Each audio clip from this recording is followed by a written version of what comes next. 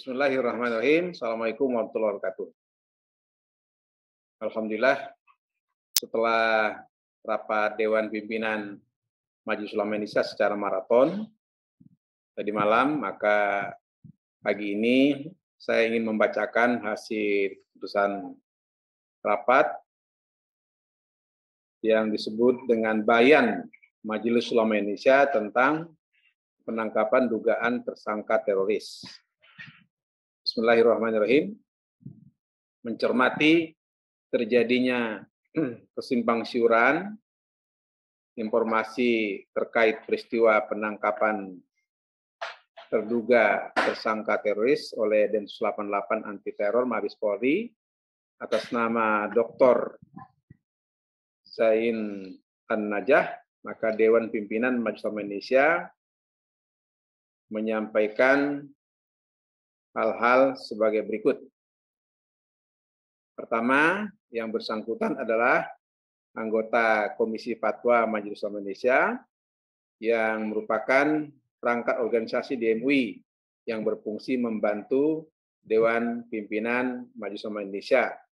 Kedua, dugaan keterlibatan yang bersangkutan dalam gerakan terorisme merupakan urusan pribadi dan tidak ada sangkut pautnya dengan Majelis Ulama Indonesia.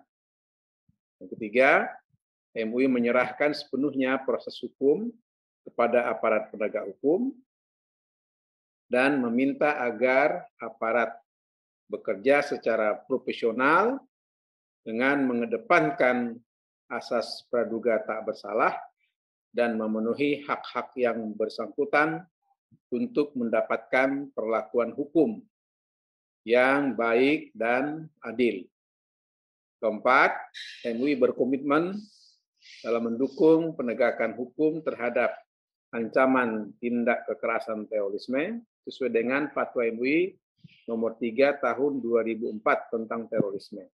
Kelima, MUI menghimbau masyarakat untuk menahan diri agar tidak terprovokasi dari kelompok-kelompok tertentu yang memanfaatkan situasi ini untuk kepentingan tertentu. 6. MUI mendorong semua elemen bangsa agar mendahulukan kepentingan yang lebih besar, yaitu kepentingan keutuhan dan keselamatan bangsa dan negara. 7.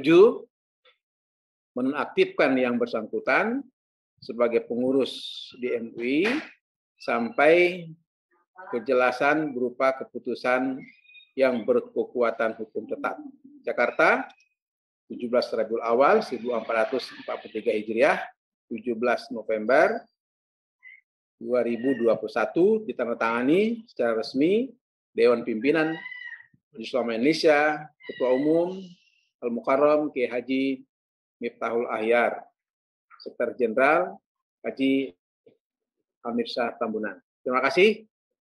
Mudah-mudahan dapat menjadi bayan bagi semua pihak sehingga terhindar dari kesimpang siuran. Wassalamualaikum warahmatullahi wabarakatuh.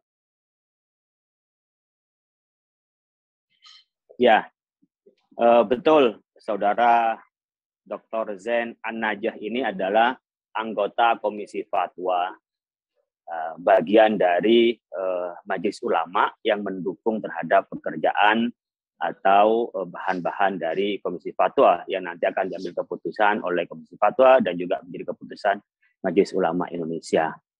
Itu keberadaan Muhammad Zain An-Najah. Kalau yang lain tentu kita nggak bisa berkomentar ya. Nah, dalam hal ini kami tentu menghormati proses hukum, menyerahkan sepenuhnya kepada kepolisian, kepada Densus 88, dan sama sekali ini tidak ada hubungannya dengan Majelis Ulama Indonesia secara kelembagaan. Ini murni adalah pribadi beliau, dan beliau yang bertanggung jawab tentunya mengikuti proses hukum. Tetapi kita tetap menghormati asas praduga tak bersalah dan mempunyai hak-hak hukumnya termasuk didampingi oleh pembelanya. Ya, itu adalah sebuah hak-hak sebagai warga negara. Tapi di MUI tentu ini tidak sama sekali ada hubungan dengan kelembagaannya itu. Oleh karena itu kita menyerahkan sepenuhnya, MUI menyerahkan sepenuhnya kepada penegak hukum untuk ditindak setegas-tegasnya ketika bersalah dan diproses hukum seadil-adilnya dan setegas-tegasnya, ya. Tetapi tentu tetap menghormati hak asasinya dan hak untuk mendapat pembelaannya. Di sini kami Majelis Ulama Indonesia mendukung penegakan hukum ini dan terbukti MUI ini adalah lembaga yang konsen dan sedari awal ya memberikan dukungan untuk penegakan hukum kepada pelaku terorisme dan pencegahannya. Contoh pada tahun 2004 pada keputusan Fatwa MUI nomor 3 tentang haramnya terorisme. Kita sudah mengeluarkan sejak awal-awal isu terorisme ini mendunia termasuk ke Indonesia. Yang kedua, pada Musyawarah Nasional kemarin di Jakarta pada tahun 2000 yang lalu memutuskan kami membentuk badan ya penanggulangan ekstremisme terorisme disebut dengan BPET. Kita membuat badannya untuk menanggulangi itu.